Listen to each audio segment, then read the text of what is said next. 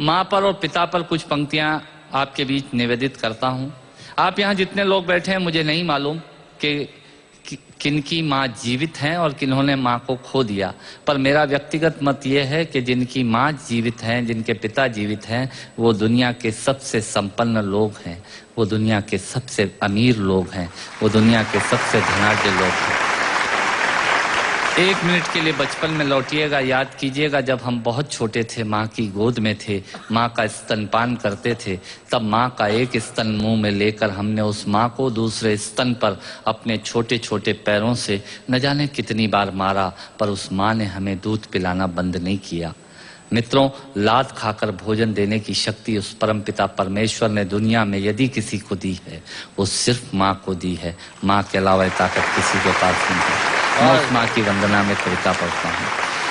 याद कीजिएगा उन दिनों में जब हम चौके में रसोई में बैठकर खाना खाया करते थे और माँ खाना बनाती थी, उस वक्त थाली पर बैठकर हमने जब भी इधर उधर देखा, वो माँ समझ गई और उसने नमक का डब्बा हमारी तरफ सरका दिया। हमारे बिना बोले को समझने वाली वो माँ, जब हम उसे खो देते हैं, वो माँ हमें बहुत याद आती है। वो माँ जो हमारे परीक्षा देते जाते वक्त दही की कटोरी लेकर शगुन बनकर आकर खड़ी हो जाती थी, उसे हम खो देते हैं। वो माँ हमें बहुत याद आती है। रमेश सोज की 4 पंक्तियां माननीय नेताजी यहाँ बैठे हैं, मैं पढ़ता हूँ। मुझे अच्छी लगती है कि बहुत रोते हैं लेकिन दामन हमारा नम नहीं होता, इन आंखों के बरसने का कोई मौसम नहीं होता, मैं अपने दुश्मनों के बीच भी महफूज रहता हूँ, मेरी माँ की दुआओं का खजाना कम नहीं। स्वामीनाथ पांडे की 3 पंक्तियां सुनाता हूँ। स्वामीनाथ पांडे ने 3 पंक्तियों का उपन्यास लिखा। अमिताभ जी बैठे हैं, जया जी बैठी हैं। 3 पंक्तियों में पूरा उपन्यास लिख दिया उसने। लिखा, एक विधवा माँ थी, उसके 2 बेटे थे। एक बेटा नीचे वाले माले पर रहता था, दूसरा बेटा ऊपर वाले माले पर रहता था। विधवा माँ 15 दिन एक बेटे के यहाँ खाना खाती थी, विधवा माँ 15 दिन दूसरे बेटे के यहाँ खाना खाती थी। पर ये उस विधवा माँ का दुर्भाग्य था कि साल में जो महीने 31 दिनों के होते थे, उस एक दिन उस विधवा माँ को उपवास रखना पड़ता था। 9 महीने पेट में रखने वाली माँ जब एक जवान बेटे को एक दिन भारी लगने लगी, तब इस नालायक हास्य व्यंग के कवि ने कुछ पंक्तियां माँ के लिए लिखी। सुनिएगा, यात्रा कीजिएगा मेरे साथ। माँ संवेदना है, भावना है, एहसास है। माँ संवेदना है, भावना है, एहसास है। माँ जीवन के फूलों में खुशबू का वास है। माँ रोते हुए बच्चे का खुशनुमा पलना है। माँ मरुथल में नदी या मीठा सा झरना है। माँ मरुथल में नदी या मीठा सा झरना है। माँ लोरी है, गीत है, प्यारी सी थाप है।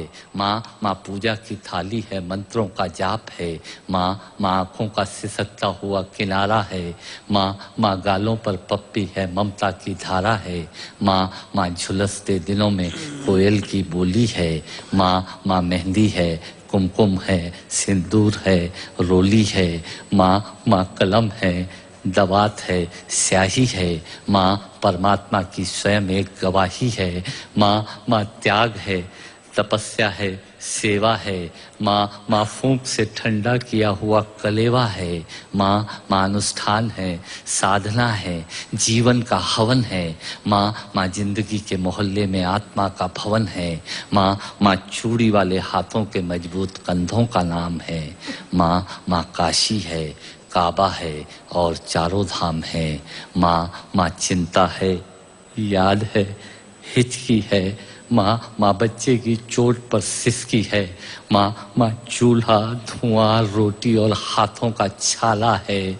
माँ जिंदगी की कड़वाहट में अमृत का प्याला है। माँ पृथ्वी है, जगत है, धुरी है। माँ बिना इस सृष्टि की कल्पना अधूरी है। तो माँ की ये कथा अनादि है, ये अध्याय नहीं है, और माँ का जीवन में कोई पर्याय नहीं, और माँ का जीवन में कोई पर्याय नहीं है। तो माँ का महत्व दुनिया में कम हो नहीं सकता, और माँ जैसा दुनिया में कुछ हो नहीं सकता। माँ जैसा दुनिया में कुछ हो नहीं सकता। तो मैं कविता की ये पंक्तियां माँ के नाम करता हूँ। मैं दुनिया की सब माताओं को प्रणाम करता हूँ।